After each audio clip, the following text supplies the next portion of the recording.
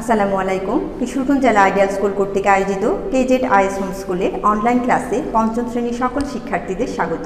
আমি তন্দ্রায়ণী সাহা, সহকারী শিক্ষক। আজকে আমি তোমাদের বাংলাদেশ ও বিশ্ব পরিচয় বইয়ের নবম অধ্যায় আমাদের দায়িত্ব ও কর্তব্য থেকে রাস্তায় আমরা কিভাবে নিরাপদ থাকব এবং রাষ্ট্রের প্রতি আমাদের কী কী দায়িত্ব আছে সে বিষয়গুলো নিয়ে আলোচনা করব। তো তোমরা বই পৃষ্ঠা ৭৪ খুলে খাতা কলম সামনে নিয়ে বসো ও মনোযোগ সহকারে ক্লাসটি দেখো। আমরা পূর্বের ক্লাসেই জেনেছি নাগরিক হিসেবে আমরা কতগুলো সুযোগ সুবিধা ভোগ করে থাকি এবং কিছু অধিকারও ভোগ করে থাকি। তো যেহেতু আমরা কিছু অধিকার ভোগ করি, তো আমাদের অধিকার ভোগের পাশাপাশি কিছু দায়িত্ব ও কর্তব্য পালন করতে হয়। তো রাষ্ট্রের ও সমাজের প্রতি আমাদের রয়েছে কিছু দায়িত্ব ও কর্তব্য। সমাজের শান্তি শৃঙ্খলা বজায় রাখা আমাদের দায়িত্ব, আর এই জন্য আমাদের সমাজের সকলকে মিলেমিশে চলতে হবে এবং সমাজের যে নিয়ম কানুন রয়েছে সেগুলো মেনে চলতে হবে।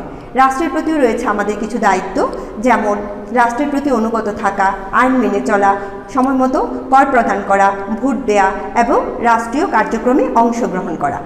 সেরকম আমাদের নিজেদের প্রতিও রয়েছে বা আমাদের নিজেদের নিরাপত্তা রক্ষার জন্যও রয়েছে আমাদের কিছু দায়িত্ব ও কর্তব্য। চলো আমরা রাস্তায় কিভাবে নিরাপদ থাকবো সে বিষয়ে জানি। রাস্তার নিরাপত্তা রক্ষা। আমরা কখনো কখনো রাস্তায় দুর্ঘটনায় পড়ি, এজন্য পথ চলায় সতর্ক থাকতে হবে, এতে দুর্ঘটনা এড়ানো সম্ভব। রাস্তা পার হওয়ার সময় অনুসরণ করতে হয় এমন 3টি সাধারণ নিয়ম জেনে নিই। রাস্তায় আমরা কিভাবে নিরাপদ থাকবো, কোন বিষয়গুলো খেয়াল রাখবো সেগুলো নিয়ে দেখো আলোচনা করছি। আমরা রাস্তার মাঝখান দিয়ে না হেঁটে ফুটপাথ দিয়ে হাঁটবো, অর্থাৎ কখনো রাস্তার মাঝখান দিয়ে আমরা যাব না, ফুটপাথ দিয়ে হাঁটবো। রাস্তা পারাপারে ওভারব্রিজ ব্যবহার করব। রাস্তার যে জায়গাগুলোতে ওভারব্রিজ আছে সেখানে আমরা অবশ্যই ওভারব্রিজ ব্যবহার করব। রাস্তার দুই পাশ ভালো করে দেখে জেব্রা ক্রসিং দিয়ে রাস্তা পার হব। জেব্রা ক্রসিং দিয়ে রাস্তা পার হওয়া নিরাপদ, এই জন্য রাস্তার দুই পাশ দেখে আমরা জেব্রা ক্রসিং দিয়ে রাস্তা পার হব। উন্নয়নশীল দেশের তুলনায়, অন্যান্য উন্নয়নশীল দেশের তুলনায় বাংলাদেশে সড়ক দুর্ঘটনা পরিমাণ অনেক বেশি। অনেক সময় গাড়ি, বাস ও ট্রাক বিপজ্জনকভাবে চালানো হয়, তাই রাস্তা পারাপারের সময় বিভিন্ন যানবাহন, বিশেষ করে ট্রাক, বাস ও গাড়ির বিষয়ে সাবধানতা অবলম্বন করা প্রয়োজন। রাস্তায় পথ চলার সময় আমাদের নিরাপত্তা সম্পর্কে সচেতন থাকতে হবে, অর্থাৎ রাস্তা ভালো করে দেখে ট্রাক, বাস, গাড়ি এগুলো দুপাশে ভালো করে দেখে আমাদের রাস্তা পার হতে হবে। এবার দেখো, নিরাপদে রাস্তা পারাপারের জন্য আমরা উল্লিখিত বিষয় খেয়াল করব, অর্থাৎ রাস্তা বের হওয়ার পরে যে বিষয়গুলো খেয়াল রেখে বা মাথায় রেখে আমরা রাস্তা পার হব সেগুলো নিয়ে আলোচনা করছি। 1. রাস্তা পারাপারের জন্য সবচেয়ে নিরাপদ জায়গাটি হচ্ছে জেব্রা ক্রসিং, অর্থাৎ আমরা অবশ্যই জেব্রা ক্রসিং দিয়ে রাস্তা পার হব। 2. রাস্তার বাঁকে বা শেষ প্রান্তে পৌঁছানোর আগেই থামতে হবে। 3. কোনো যানবাহন আসছে কিনা তা নিশ্চিত হয়ে রাস্তা পারাপার হতে হবে। 4. যানবাহন আসতে দেখলে থামতে হবে এবং সেটি যাওয়ার পর রাস্তা পার হতে হবে। 5. রাস্তা নিরাপদ হলে ধীরে ধীরে পার হতে হবে, কোনো ক্রমেই দৌড়ে রাস্তা পার হওয়া যাবে না, অর্থাৎ রাস্তার উপরে আমরা কখনো কি করব না, দৌড়াদৌড়ি করব না। রাস্তা আমরা দুপাশ ভালো করে দেখে, যানবাহন দেখে তারপর রাস্তা পার হব। এবার দেখো যে আমাদের দেশে প্রায় আমরা আগেও দেখে এসেছি যে প্রায় কি হয়, সড়ক দুর্ঘটনা ঘটে থাকে। তো সড়ক দুর্ঘটনা কিভাবে হ্রাস করা যায়, অর্থাৎ সড়ক দুর্ঘটনা কিভাবে কমানো যায় সেজন্য বিভিন্নজন বিভিন্ন মত দিয়ে থাকে। তো আমরা এখানে 5 জন ব্যক্তির অভিমত সম্পর্কে জানব। প্রথমত আসছে পথচারী। পথচারীর অভিমত হচ্ছে রাস্তা পারাপারের সময় রাস্তার দুপাশ ভালো করে দেখে নিয়ে যেখানে জেব্রা ক্রসিং আছে সেখান দিয়ে রাস্তা পার হতে হবে। তিনি বলছেন যে রাস্তার দুর্ঘটনা বা সড়ক দুর্ঘটনা কমানোর জন্য অবশ্যই কী করতে হবে, আমাদের রাস্তা পারাপারের সময় জেব্রা ক্রসিং ব্যবহার করতে হবে। তারপর দেখো, রাস্তার মাঝখান দিয়ে না হেঁটে ফুটপাথ দিয়ে হাঁটতে হবে। আমাদের ফুটপাথ দিয়ে হাঁটতে বলেছেন উনি, এই পরামর্শ উনি করেছেন। তারপর দেখো, ব্যক্তিগত গাড়ির যাত্রী, অর্থাৎ যাদের ব্যক্তিগত গাড়ি আছে তারা ব্যক্তিগত গাড়িতে যারা চলেন তারা যে পরামর্শ করছে যে ট্রাফিক সিগন্যাল মেনে চলার জন্য ব্যক্তিগত চালককে নির্দেশ দিতে হবে। তিনি কোন দায়িত্বটি পালন করবেন তিনি তার ড্রাইভারকে অবশ্যই বলে রাখবেন যে তারা যেন ট্রাফিক সিগন্যালটা মেনে তারপরে গাড়ি চালায়। 2. চালককে ফিটনেসবিহীন গাড়ি নিয়ে রাস্তায় বের হতে নিষেধ করতে হবে, অর্থাৎ তিনি কি করবেন এই বিষয়ে খেয়াল রাখবেন, গাড়ি ফিটনেস আছে কিনা সেটা যেন দেখে গাড়ির ড্রাইভার গাড়ি বের করে। মোটর সাইকেল চালক, তিনি বলছেন দুর্ঘটনা এড়ানোর জন্য মোটরসাইকেল চালকদের হেলমেট ব্যবহার করতে হবে। অর্থাৎ দুর্ঘটনা এড়ানোর জন্য মোটরসাইকেল চালক পরামর্শ দিচ্ছেন অবশ্যই যেন যারা মোটরসাইকেল চালায় তারা যেন হেলমেট ব্যবহার করে। 2, যানবাহন চালানোর সময় মোবাইল বন্ধ রাখতে হবে। অর্থাৎ একই সাথে দুইটা কাজ হয় না, মোবাইল ফোনে কথা বলা এবং গাড়ির রাস্তার সব কিছু দেখে গাড়ি চালানো সম্ভব হয় না, এই জন্য মোবাইল ফোন বন্ধ রাখতে উনি পরামর্শ করছেন। তারপর দেখো বাস যাত্রী, বাসে অতিরিক্ত যাত্রী বহন করা যাবে না। বাস যাত্রী বলছে যে বাসে কি করা যাবে না, অতিরিক্ত যাত্রী বহন করা যাবে না। 2, কোনোভাবেই ওভারটেক করে বাস চালানো উচিত নয়। অর্থাৎ আমরা অনেক সময় দেখে থাকি রাস্তায় যদি একের অধিক বাস একই সাথে চলছে, তো একটা বাস চালক কি করে আরেকটা বাসকে ওভারটেক করতে চায়, অর্থাৎ তাকে পিছনে রেখে সে সামনে এগিয়ে যেতে চায়। এই যে ওভারটেক করার টেন্ডেন্সি, এটা যেন না থাকে, তিনি এই ব্যাপারে পরামর্শ করছেন। সাইকেল চালক, রাস্তায় দুর্ঘটনা এড়ানোর জন্য মোটর গাড়ির পরিবর্তে সাইকেল চালানোকে প্রাধান্য দেওয়া উচিত, তিনি সেটাই মনে করছেন সাইকেল চালক।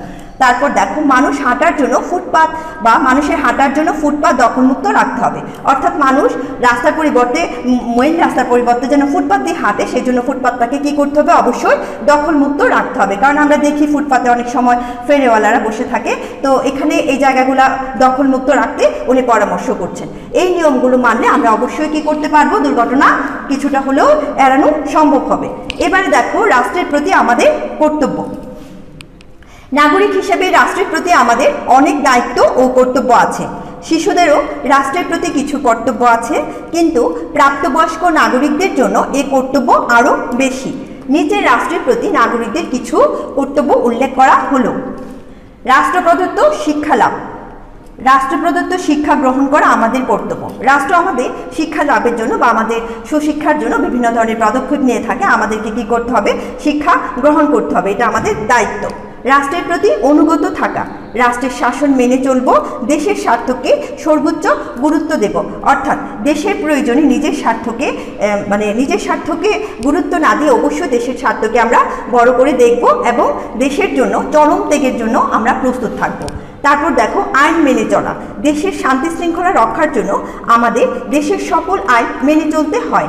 আইন অমান্য করলে শাস্তি ভোগ করতে হয়, অর্থাৎ দেশের আইন কী করতে হবে, আমাদের মেনে চলতে হবে। নিয়মিত কর প্রদান করা, নিয়মিত কর দেয়া নাগরিক হিসেবে আমাদের কর্তব্য। এই কর থেকে প্রাপ্ত অর্থ দিয়ে রাষ্ট্র বিভিন্ন প্রতিষ্ঠান পরিচালনা করে এবং নাগরিকদের বিভিন্ন সুযোগ সুবিধা দেয়, অর্থাৎ আমাদেরকে নিয়মিত কর প্রদান করতে হবে। ভোটদান, আমরা গণতান্ত্রিক দেশে বাস করি, তাই 18 বছর বয়স হলে আমাদের অবশ্যই ভোটদানে অংশগ্রহণ করা উচিত। ভোট দেওয়া নাগরিকের দায়িত্ব। ভোট, আমাদের দেশে বেশ কিছু নির্বাচন অনুষ্ঠিত হয়, যেমন জাতীয় সংসদ নির্বাচন, সিটি কর্পোরেশন নির্বাচন, তারপর হচ্ছে পৌর নির্বাচন, উপজেলা পরিষদ নির্বাচন এবং ইউনিয়ন পরিষদ নির্বাচন।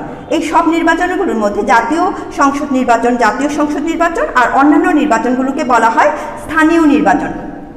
তো ভোট দেওয়া আমাদের এখানে বলাই আছে, ভোট দেওয়া নাগরিকের দায়িত্ব এবং এই দায়িত্ব সকলেরই পালন করা উচিত। তবে ভোট দেওয়ার জন্য আমাদের যে বিষয়টাকে খেয়াল রাখতে হবে সেটা হচ্ছে আমরা অবশ্যই সৎ ও যোগ্য প্রার্থী দেখে তারপর কি করব, ভোট দেব।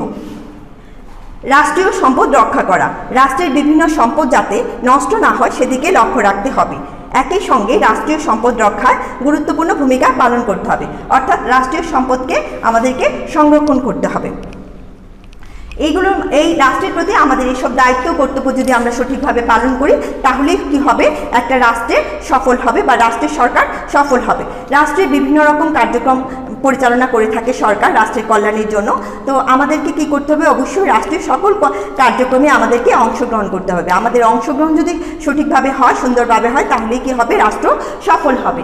তো এখন তোমাকে যদি এরকম দায়িত্ব দেওয়া হয় যে তুমি কি রাষ্ট্র পরিচালনার অংশ নেবে, তাহলে তুমি কি কি বিষয়ের প্রতি বেশি গুরুত্ব দিবে। নিশ্চয়ই এই বিষয়গুলো ভাবছো যে শিশুদেরকে শিশু অধিকার বা শিশুরা রাষ্ট্রের ভবিষ্যৎ নাগরিক, তাদের অধিকারের উপর বেশি গুরুত্ব দেওয়া উচিত। হ্যাঁ, তুমি রাষ্ট্রের নাগরিক হয়ে যখন রাষ্ট্রের দায়িত্ব নেবে তাহলে অবশ্যই তুমি এই পরামর্শগুলোই করবে। তাহলে সেই রকম ধরুন প্রশ্ন আসলে তুমি এই কথাগুলোই বলবে যে আমি যদি রাষ্ট্রের দায়িত্ব নেই তাহলে অবশ্যই রাষ্ট্রের শিশু অধিকারের দিকে খেয়াল রাখবো, শিশুরা যাতে নিরাপদে বেড়ে উঠতে পারে এবং তাদের অধিকার যেন সংরক্ষিত থাকে সেই বিষয়গুলো অবশ্যই খেয়াল রাখবে এবং নারী নির্যাতনের ব্যাপারে তারা বিভিন্ন প্রকল্প, নারী নির্যাতন রোধের জন্য যেন বিভিন্ন প্রকল্প গ্রহণ করে সেই বিষয়গুলোরও পরামর্শ নিশ্চয়ই দেবে। তো এইখান থেকে আমরা যা পড়লাম, তোমারও একদিন ভোট দেওয়ার বয়স হবে বা তোমার 18 বছর ক্রস করবে, তখন তুমি ভোট দেবে। ভোট দেওয়ার সময় অবশ্যই তুমি কোন বিষয়ে খেয়াল রাখবে, যে অবশ্যই তুমি সৎ এবং যোগ্য ব্যক্তিকে ভোট দেবে। সততা এবং ব্যক্তি মানে যে প্রতিনিধি দাঁড়াবে তার